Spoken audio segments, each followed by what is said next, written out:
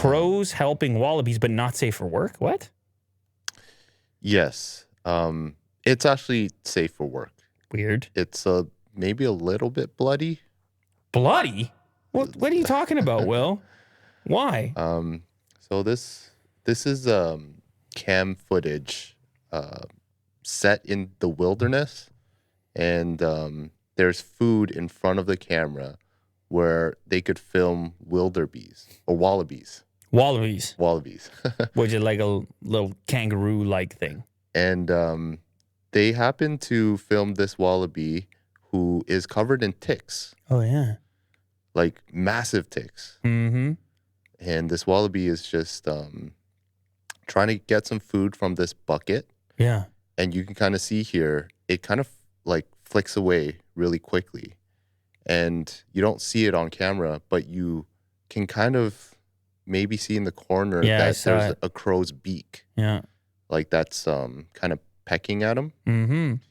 And what you see in this video, like eventually, is there's several crows that's literally trying to eat the ticks off of this wallaby. That is wild. And successfully doing it. And if the food wasn't there, then the wallaby wouldn't be still enough for a long enough period of time to create the opportunity for the crow to eat the bugs on the coat of the wallaby. Yeah. Wow. They'll probably try to run away. Amazing. You can kind of see the wallaby like a little frustrated. Like, why are these birds pecking at me?